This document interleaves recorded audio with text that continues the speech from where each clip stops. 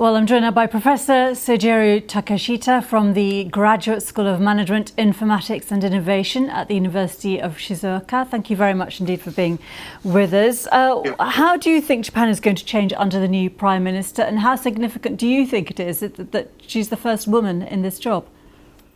Well, I think people have been portraying her as the first woman, right wing. And I think a lot of the Western media has probably copied what the Japanese media is saying, which is very much inclined to the left. I mean, all the policies that she's saying and trying to implement are normalizing this excessively, pro-China or pro-left wing type of movement.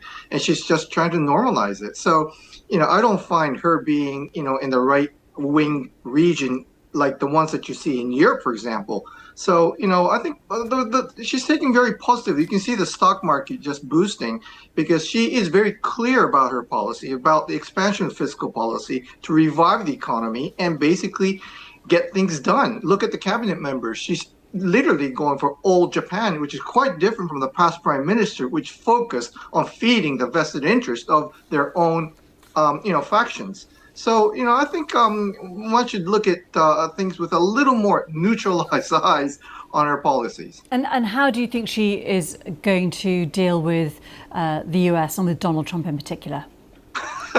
Well, who is going to, cope with that? But, obviously, I think she's an advocate of Mr. Abe's policy, who's been very, very friendly with, the Trump administration. And although one thing that's predictable about Trump administration is that it is totally unpredictable. So, she has to have a very good right-left arm to support her, which she is.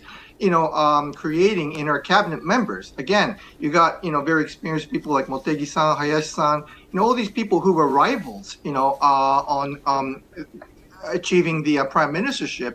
Again, she went for old Japan rather than, allocating factional members the favor. So from that point of view, I think she has a pretty good support within her cabinet.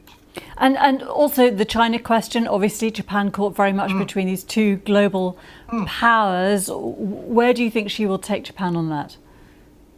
Like I said, normalized state. And many people might portray it as right-wing because compared to Mr., for example, Ishiba and his regime, who are very, in my opinion, boneless, spineless policy against China, for example, not establishing anti-espionage law, which amongst advanced nations, Japan is the only nation that doesn't have this law, which is amazing in very negative issue. So she's just trying to basically normalize, to basically fight off the threat that we're getting from our neighbors, especially from China. And just about her as a person, she's obviously won this mandate. She has an interesting, personal story. She's a former heavy metal drummer. She was a scuba diver. She's a car enthusiast. She's worked in television. Very interesting figure.